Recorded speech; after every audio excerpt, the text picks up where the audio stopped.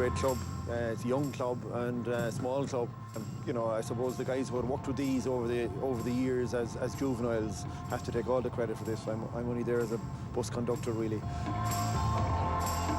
A lot of the guys are have very, very good jobs and they stay local. Some of them in Dublin, and you know they're very, very professional athletes. They're very, very, very committed to their football. Mullen returned from the World Cup of Rugby in New Zealand and missed the first day of the county final, and we got him back for the replay and has stayed since. Sean Caffey is an exceptional leader. You know, he's a great voice in the dressing room. Doran is a stalwart to Westmeath over the years and gives us everything. They're probably the quietest man but they're probably the most influential man in the team. An excellent player, gives it his all. He's probably man of the match most times for us that he goes out. I suppose Shocko, as everyone officially knows him now, led Westmeath to the promised land of a Leinster title way back, but wonderful, wonderful player for us. Izzy Dolan, what can be said? Former All-Star, Westmeath great, you know, played for Ireland, has done everything. A gentleman, an out-and-out gentleman. Gary Dolan, you know, a great leader, big, powerful man, and equally as good as his left and his right. And you know, what a player and what an influential man we have. Well, Paddy, or Paddy Mull as we call him, has been a fantastic player underage, played soccer at a very, very high level, has fantastic skill, excellent player for Westmeath and for Garrycastle right since he was a minor. We're going in as underdogs. Crossmaglen, they're the kingpins of club football, are fantastic players. But we're not just going up for the bus journey. There's no distractions really apart from Gaelic football. There's no soccer, there's no rugby. The All-Ireland club title goes back to South Armagh. Obviously that helps if the focus is all towards the club and it's all towards Gaelic football. Maybe as far back as 10, 15 years ago, we relied heavily on our physicality. You know, so, you know, you play to your strengths. We bullied teams, we wore teams down.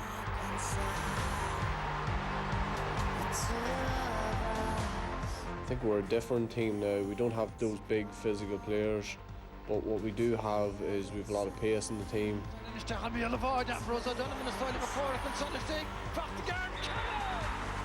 move the ball, as I say, as quickly as we can. We move it to the players that are going to do damage, and that's the way it works. Everybody's got their own little niche within the team.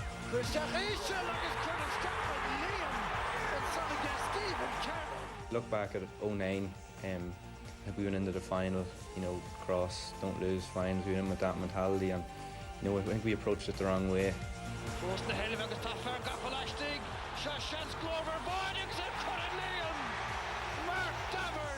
You know, it hurt big time. It hurt a lot of the younger boys that had been playing that day, including myself. You know, a lot of us felt that we'd let a lot of the older boys down.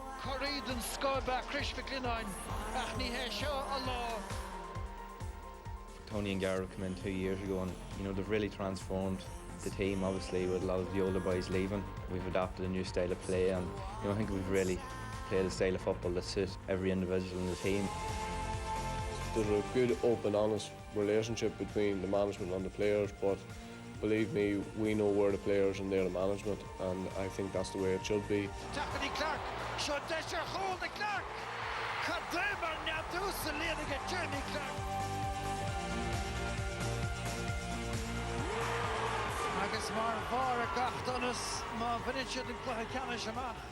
From the very day that Stephen was sent off, we sort of planned without him, and that's the way it had to be. I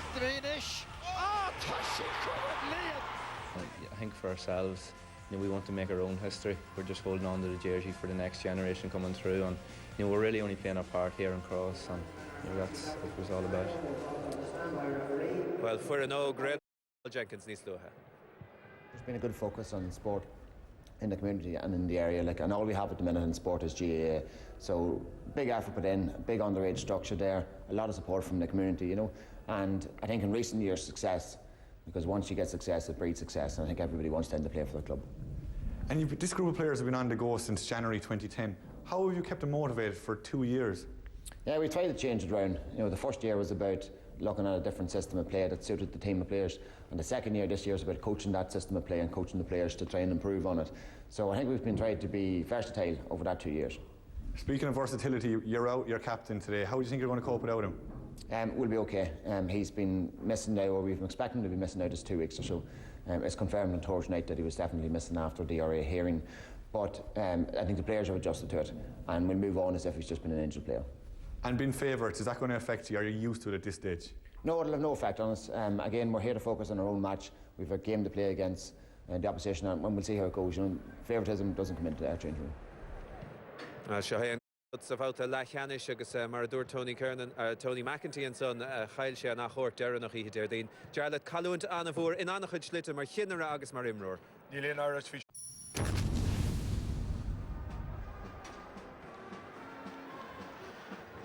Crossmaglen Rangers from South Armagh bid incredibly for their 6th All-Ireland club title here in Croke Park today. Goalkeeper Paul Hirty has done it all before, but for this match takes over the captaincy role. Centre-back Danny O'Callaghan has a new wing-back to his left, Brendan McKeown, who's one of 2 late changes. Aaron Cunningham now leads the attack at centre-forward, with Michael McNamee moving from full to wing. Taking the place of the suspended Stephen Kernan is Kyle Brennan, who will start to the edge of the square. It's the biggest day in their short 31 history, but here they are. Garrycastle will line out as follows in their first All-Ireland final. Goalkeeper Cathal Mullen has John Gaffey standing in front of him, not just as full-back, but as team captain as well. Doran Hart is an influential figure at centre-back, but the key performance this afternoon has to come from Seanie O'Donoghue and David O'Shaughnessy at centre-field. Up front, there are 3 Dolans to contend with, but the main man is undoubtedly Desi Dolan. Westmeath, Armagh and Clareman all on the pitch on St. Patrick's Day in Croke Park 2012. The masters of this particular competition are the boys in the black and amber jerseys. This time they don't have hurleys like Kilkenny, but they sure know how to play football. First real attack for the Ulster champions, thwarted this time by a Garrycastle defence that will be severely tested. Dol na techtach ní hi agus tá seansan sa. Well tá an Dolan Creindíirich aig na góilí amach. Seoltaisteach aige Desi agus tá an spriocaimse aige. Bei sé siúd an ást le sin mar bes is aige hénig nach a gcónaí. Hart bert imimeóir idir chúnta é. Mac McCallanach ar amach gurí mulbhil a bhí aus a chluith leithcheannis agus fánaíocht tír se chuil McCallan a ríist. Sá obair aige Cuisteán a Garry. Nis mulbhil endan trosa. Stechan san ní éigeiste ach Desi. James Morgan mar bhí a thuiragin. Mar cholódar aige siúd sin sa gurí na chulceathar James Dolan. Agus sin pointe dun scohan sanna ó chluiseacht a hostig aige gúil héin amach. Mark McCallan sa chluiseacht cúpla báteach dágad ar annach spáisiste aige Dolan. Agus daimse sé siúd a chulceathar James an son. Ábhírim beag lecht na neommatí lutha. Ach chuidig Jamie Clark é sin na cheartan sa díring agus é sin díreach dianta geile sin getóig all an sin aige Clark an son. Ní éon ferras mó scorálatha máisteach duine sé díomháil. Well, ha siabbat na scór na gáil ní bhar sé pointe bháinna gin na crócaigh sa chlucha deirig ach túiríon in seansan écharta agus ha seanna gain séireach. Agus, well, chna cymryd son captain siad a cymryd gwyd siam a hagoen do sin. Nis, Danny O'Callaghan, deirig e sin hwt fes macht, ach ta sé bwytig e Tom McHugh stoil yn bedr dy Chysleon o Garry, cwmyn reswn ty og. Wel, nis, Gary ni hech Paul Dillon yn son chwysio engrwa, le Brendan McKeown agus sé hénis massa hánig a son agus. Well, as am gyhain eisiau ffad a ffad, ni le ag eisiau ni wer han a hansel ffad a ffad a son leis. Is mór roi tiwr i hwrwch cort y dar agus son o thwg agus, wel, fach y cart a ffad a co agus car eisiau hyn o'n ffwr ni le yn smacht yn eich ag eir hyn yn son. Agus byd ein y cryfsio sy'n rhaid ag Anthony Cunningham leo gandol yn lein chorg ffysiciw leo so agus aig o'n rhaid tor amach aber cwynnym cwrych ffal cerig son. Tá sé fisce le blianta gain nuair a hosnaíonn fórne doling nectar rinne na crisise idir slísin siad son is measa hagan astach an á a chórt féinte go dóin son fachta gé daignan. Wel, gyn pwyntio fain taignan pwynti sgadal leiham ta doedd agus chych na siagad as account son fi siad hamri. Nach bhí annach sé bhí an godain. Seoltas Dechan Sugri McNamee. Jamie Clarkinish, Taka Henaulo on the Chunia. Tony Kernan, a Fev, Agus Butch Daga Kernan, Agus Anna Fainter Father Shin. Mar an caiide a gáilige Michael McNamee sé chuidir an chaitsin na bheras a ríis ach anna chríoch nó an soige Kernan. Níl Seán O'Donoghue fiche fós again. Sa chléthe seo ceann má buit an son I get Dylan. Fiechan Jechan Keane, Desi Dolan, Imon Siúl, agus tá sé gafalastig an son de James Morgan. Dubh chun na gealaige in a bheróg Dolan ish. Cuachtasteach go leor father an spricáim se he. Well, Ian Paul Dillon Sueston made me harting in share dúis agus well, Desi Dolan tá sé go húntaach ar fad mar a bhain chance na marsa agus anna faoint ar fad be sé fáil pointín lá ar fad mar gain check na mar sin. Cúlathe James Morgan. Trust in the park again James. Is Kernan. Tony chun cín gríonig grahard Aaron agus Carvalho tusaí bechart a bheith cliánach leis ní hánda Kernan teachtasteach ar I getóig héana cardaí grimis seo fachtaige ceanna lena hánta ish. Well, hosna sé sin ar fad le James Morgan bhuaig seanna chaide fada hís onda bhfuil an gart achan cartar fada go a bhíon céthe le nóint ar an Kernan an so caiith siad feidir. Passa me sa bhréachar. Batúna Gary Dolan agus Bhín sé collation san ar fáil McKeown ach bhíocha seo Jamie Clark. Nis tá Tony Kernan gafalastig tá deisir chólan sa Calmol na teachtamach. Bhí son anna háchtach. Anna háchtach ar fadach caiig garín bháil duinechan san Tony Kernan teachtamach Mullen a dulaisteach go dúnga bháilte. Táchtach go chnáid se na cosa réasúnta ísilan son. Ach scaith de haris gan Maltóir agus titan sé nis ar a chuailí Paul Dillon.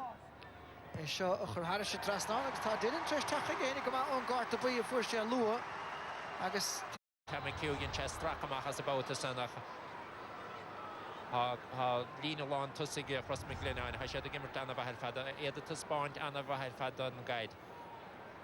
Well, bhí lechaína bhige a sin McCulvan ar cheanna a hágann tapping an son. Ach mar as gannach ní rágan siad a stíg a hénig agus Clark agus Bertusaí a bhfuil ar a gomas a gcónaí a dhealóch sé fena thuaire sa chluthe lechanis. Nis. Dolan, buitisteach agus anna chumar fadar sin, cuachtasteach go díal ar fad, na deisian ar fad ní nach ceann cramúch a godí seo máis. Sé an carta go ceanna bháin misalta chuig Seání Donoghue a chanaí cin fada fada ó Desi báta san bhí an grafsí begainin rád amachta Paul Dillon snéhéamh súd ach bhfuil bhí muoínig a Desi a sain. Nis seoltasteach tá McCúdal an ard agus ceanna lí bristin os patún I get Dorn Hart and son. Se chun Tony Kernan ish, Trastan Chúl, Stachadí Clark tá sé chuis leann le hascún fersa. Gaffa trí bhearn an ára bhán a dearfa agus ilid anna ghiird an getóig ach sin anna faointe go deo. Annas go hanna miróide sé agus roiis an lína lán tusaigh ha siad a gimmar cumá agus feidan sa hain. Ní mór an scópa bhí go dúiseach gin sin scóp a hain agus lena chetóig anna chríoch nó. Se go chain tarna an léinniu agus fiasóig chomá chéanna a chahainniu bhí Paul Harty agus sin. Well, bhí son grána go maithe Gern Cunningham agus rána go maithe dearfa. Well, go sé carta sa hedían. Agus gan naon chúis féin spéir leis. Cé hán? Doran harta déaran ach well, ha Doran cruig agus tucha sé se hasan. Ach díana sé chrú déarnach chomá chéanna. Well, be carta buí ánach go háid hedían. Well, bhí son cho ráir agus a bhí an rud a dhéon Paul Dillon níos túisce. Níl Cunningham sa chluthe puoin aber beidir le bar frostrachas dhéon sin méid sin. Well, beidir go ní éon slíochan gháilisteach sa chluthe. Is going go bhfuir seanna faointe ar fada fad an son sa chluthe le cheanis sa tarna le. Ach gan é an gá néchar le sin péascéile. Stechan míle bháid agus teisigan sa Mulvahel! Agus é chuad líon aige Paddy Mulvahel! Cúil de chuisleán a charí agus solsaléin is sitin na fórne. Well, ar an Kernan be sé feidir héantais cé sin annach chaidir fadisteach ó Seání Donoghue. agus Gary Dolan bhí nuas go hóntacha agus ha Paddy Mulvihill an gain séireach na gain chance na mar seo anna bhaide a garíon chuisleán anna chíoch nó fada agus bhfuil ní a Paul Hirty abal amach chuhi fiúhain. Agus ha siad chuin bát a bhaine leis Gary Dolan as tá raca anamh ge desi ón puinte a ghráim leis a gól an cúile builte sanige.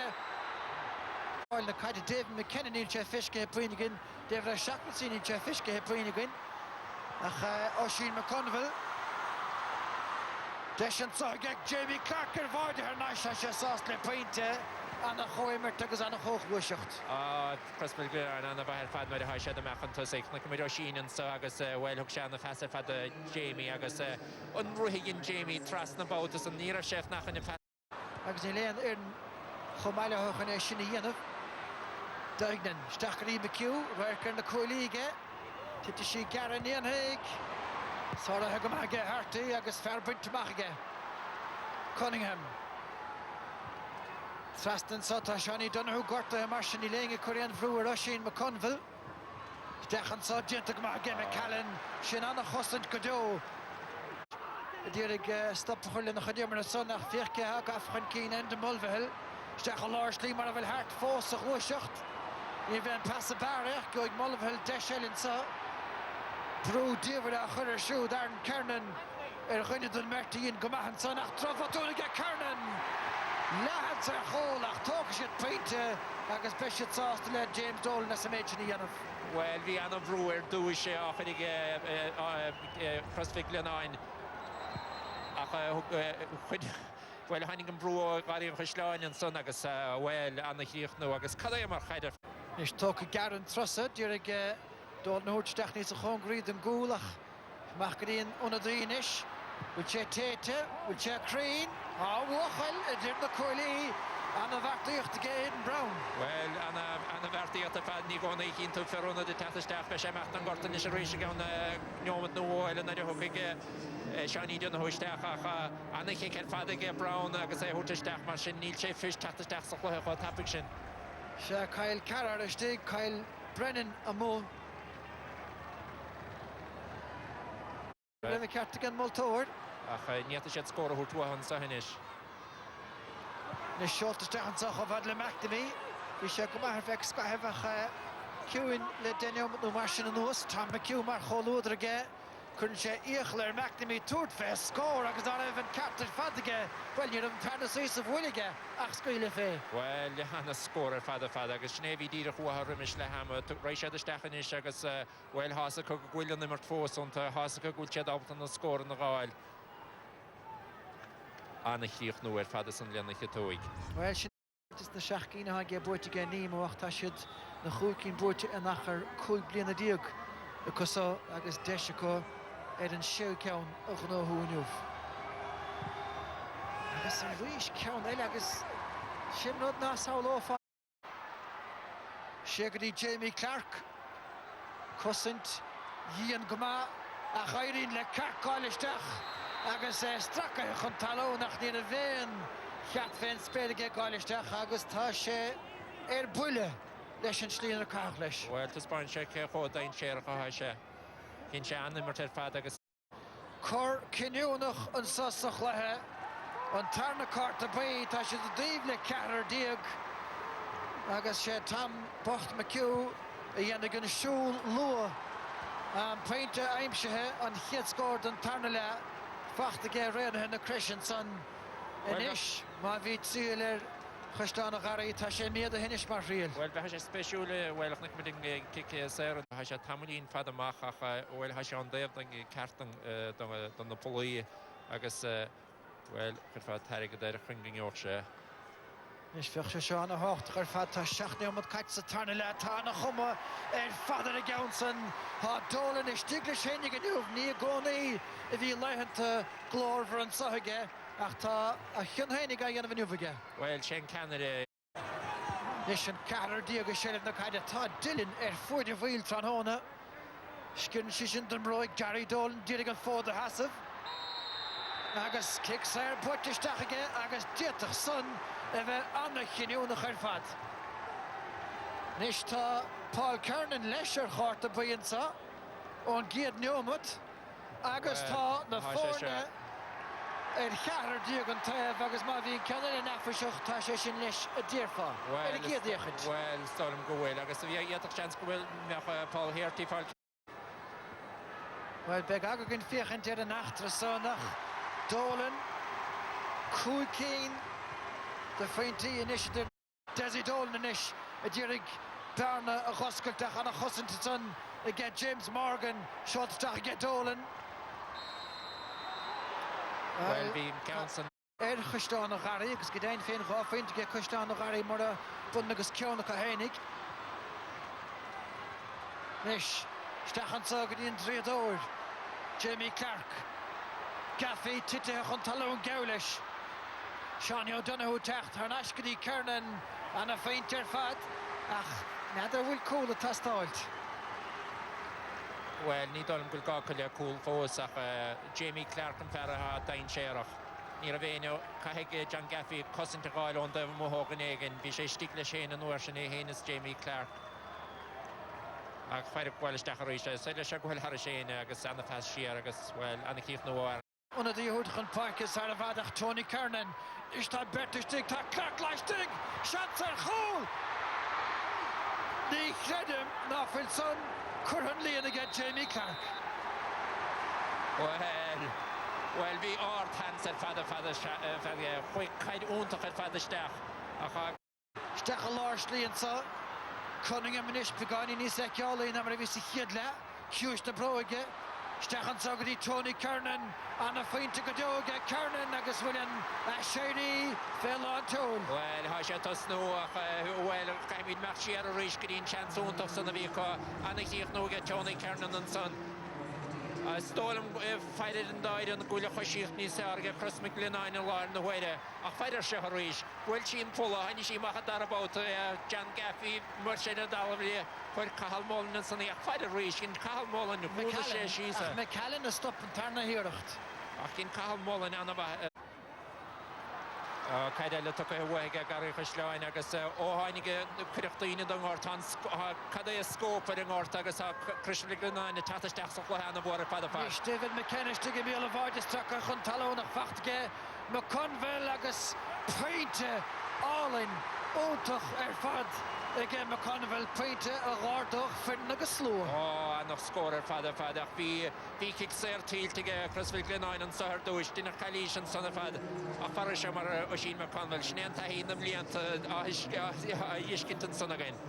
Golích Gerena na Christiansa siad na Peardaí Móriad Johnny Hanratty gafa leistig Stechan Tugarí McKennish agus, well, chailís céilte agus tá cosantóirí Geróí hickí ach déirigh daine gur chuir sé ní róid ó láimh go láimh agus ceanna le fós aige McConville.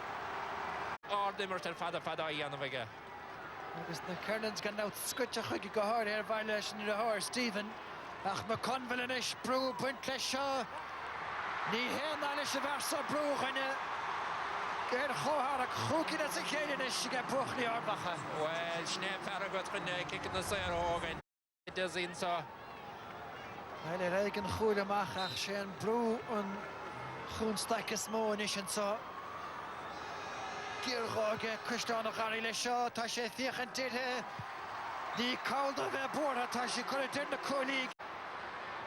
Stechan sa go dtí a hair nach a ríist bhfuil sé me sa bhréach ar an tá dearg a ríist le Christián Garry. Mulville inis mas féidir bána cimát fé cadé mar bhlocáil son ach tá seans fós aige Mulville.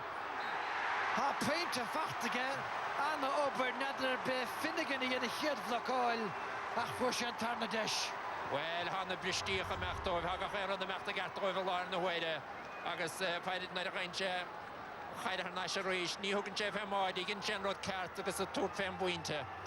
Anna chóra ar in hamáis. Cúcin de finti sa chéile Gerena na Crisise a thug choramíad a cháceann ó hin i gé Christián Garry. Tá tríúnta háíad a chunta siar go heiribal Mulville ar náisian tugarí McGowan. Ní thuca sí sin isteach a dóhin. Ans gur níos a héisteach a gháca sin bhróig. Well, má gain sin scór mór gríomh a gabhain. Chun i cheatú donir chud sé feic níor chaúldá a réid. an bhartíonn go sí McConville agus sin chéad cín as I chéad again McConville cúking fad sa tarna le shaking san amlán. Árthic fad agus sé an gneach pointin is a rístóibh. Well, chuig neomtaí le meach céad chuir fá. Seach mar an goman féh le teachtasteach go meis se le ráige gur imime se lá na gluí ceannis Franny Hanrathinis trastan agus clarcar éistan giria ag gimeach leis. Beg McCallan dirige haúnsa steach a lár slí McKenna ascalach bhfuil sé crín má tá go dain an fearr lár parke agus pointe údach a geisiúd a rágan bhfuil míad carmar éis táid. Haimid blian ach an Emerton agus bhil an pointer fad sé Jamie Clark a barasí ach bíon líle anna dhéar fad an sunda agus bhil áirtíoch nóige. Ráine mat goile ledul. Seachúne a sí teachtasteach a sí mehir fóraín. Well, is má chudimiróí chuisleán nach Ariansa Dírig slí a blúchan iirecht do bháine le hút fé féinte McConville cá sé brethir gitóig sciann síoch an bróig agus tá sí chuir chlé agus fóraín a ggé síoltasteach an san tá McKenna chuiristeach mar lántasach an fermór tite an ferníos ís na mátá agus droicheann na chiad drofatúna ggé cearna na nuamh ggé buchlaí Tony McEntee le chuid na séim den nuam den nuas beag ámagoin de chlúiseach do bháin eile agus ní bheith ámagoin ag gréitfáid sin Rory Hickey agus well cheappas go dúach sé tuchas ag an eile dóigeach ord Le leach de himmarthe sin Tony Kernan. Martin tá Billy Finn has é bí réonseach an gradam leach na himmarthe brunna her Tony Kernan. Tony, first question I suppose, a draw. Is it a bit of an anticlimax when you have a draw in a final? Yeah, it's a huge anticlimax. We come down here to win the All-Ireland. We're going home. We're not out of it. I suppose that's the positive. We'll come back in a couple of weeks and hopefully finish the job. Well, last year against Bridges you had a tough challenge, managed to pull away. They got the goal at a crucial time, I suppose, before half-time, down to I think 4 or 5 points up. What was said in your dressing room at half-time? We're usually calm and collected in the dressing rooms. We didn't play well. We analysed where we were going wrong. We tried to rectify it. But I suppose the main point where it was going wrong was they were quicker to the breaks and they showed more hunger than us, and that's something that we pride ourselves upon. To come to Croke Park and not show that their hunger, something was wrong. So thankfully in the second half we managed to gather ourselves and get back into it, but we're just disappointed we haven't finished the job. Yeah, the tide seemed to be going all your way at the end, and you had a few chances. You had one. You won't thank me for this. You had one chance yourself towards the very end. I'm a little embarrassed accepting this here. We should have a wee bit more composure near the end and worked a couple of scores. I think I had one. I think I had a couple. Jamie had one. So a wee bit more composure, which is something we usually have, and we maybe would have won. Is it difficult, despite the fact how well prepared mentally you might be, the fact that you were such overwhelming favourites coming in here, is that difficult sometimes to get beyond that? We've been getting an awful lot of press this past sort of couple of months about the style of football we play, and people have been speaking so highly of us. So it's dangerous. It's hard to try and find a chip on your shoulder when everyone's patting you on the back, and most teams need a chip on the shoulder to be able to perform. So today will certainly bring us back down to earth. Then we'll come back in 2 weeks and see if we can get that chip back. Very finally, good news for you. Stephen should be back for the replay. We're disappointed he wasn't playing today. Okay, yeah, Anthony Cunningham. Anthony, this long year of yours just keeps going on. Yeah, well, you wouldn't want to give it up when you'd have a match like that, really, you know. And two great sides and a great game, end-to-end stuff. So we're delighted to get another crack at it. We were in a good position, but maybe Crossmaglen had a few good chances there towards the finish as well. So I suppose both sides would look at it as missed chances. But, you know, we'll be willing and able and ready to go again probably Sunday week, I'd say. No, they were such overwhelming favourites coming in here. How much of your challenge coming into the game was to get your lads to believe that you were good enough to win it?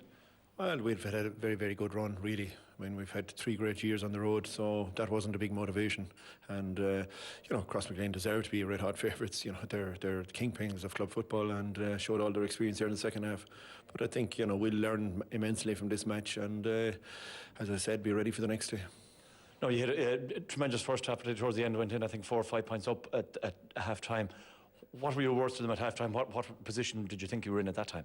Well, we knew Crossmaglen would throw everything at us in the second half. They've done that, and they're all old stagers at that, and comebacks. They do comebacks, So we were trying to get everyone to focus again, start again, 0-0 really at the start of the second half, and from there, and they did, they did press hard, but we probably missed a few scores ourselves as well there in the first 10 minutes of the second half, and. It's no fault of anybody's, and we're delighted to get a second shout, that's for sure. You did have a chance where you got a point in the second half. There was a half chance of a goal in it. Maybe if that had gone in, it would have been crucial. Yeah, I suppose the right option still at that stage was to take the point. We needed a point at that stage. There probably was a goal on, or half chance of a goal on. I suppose if you were down, you'd have gone for the goal, And that's, I wouldn't say anything to Paddy Mull, who got the point that time. But all in all, we'll be up for it again the next day. They're a fantastic side, Garrycastle, and have great spirit and great fighting spirit. And we'll be training again. Relaxing during the week and training and working on a few points that we picked up from today's match, and taking it from there. Okay, well, sin Anthony Cunningham and son Thomas chatas a réibh sem mar vanistóir in bhí anna got ar annach chud na lad sin bhfuil tú brodú las an médi anna ar fork na himmer. Níró sin an aniu bhí sé cinneal asta ach ní mar sin a bheith sé istóilm sa céad le. Well, is tócha an carta go Charla. Carcalor sé námdúig fila inis ar bhachtara atá le Aaron Kernan. Aaron, always in a draw. Is it a case of did you get out of jail, or maybe did you leave it behind you? Probably a bit of both today. Again, another shocking start. Very, very slow. Possibly only started playing the last 20 minutes of the whole game, but we definitely had our chances at the end, and we'll rue that we didn't finish it off today. But again, it's another All-Ireland final, and we'll definitely be looking forward to it again. There seemed to be a constant wave of attack after attack after attack there in the second half, and maybe unusually for you, you did have 1 or 2 chances that normally you put over, but they didn't go over today. What do you put that down to? You're probably being keen with 1 or 2. I'd say possibly maybe 5, 6, 7 chances. Wrong outcomes taken, and probably just eagerness. I think we'd played that poorly for that long in the game that maybe we ended up trying to force it a bit much. But again, it's probably a good learning curve for us, even though we shouldn't need it. But we're grateful for it, and like I say, it's plenty to work on, and we'll come back twice as strong the next day. Slow start, would that be in any way down to the fact that you were fairly red-hot favourites here today? Not really, no. It's an All-Ireland final, and if that's complacency, then it shouldn't be an issue. But it's very disappointing from our own behalf. We have worked very hard on making up for our bad start against Dr. Crooks, and unfortunately it didn't happen again today. But we have another, maybe whatever it is, week or 2 weeks now to go and work on that, and we'll have to make sure it doesn't happen again, because we don't want to be in this position for another Sunday. All right,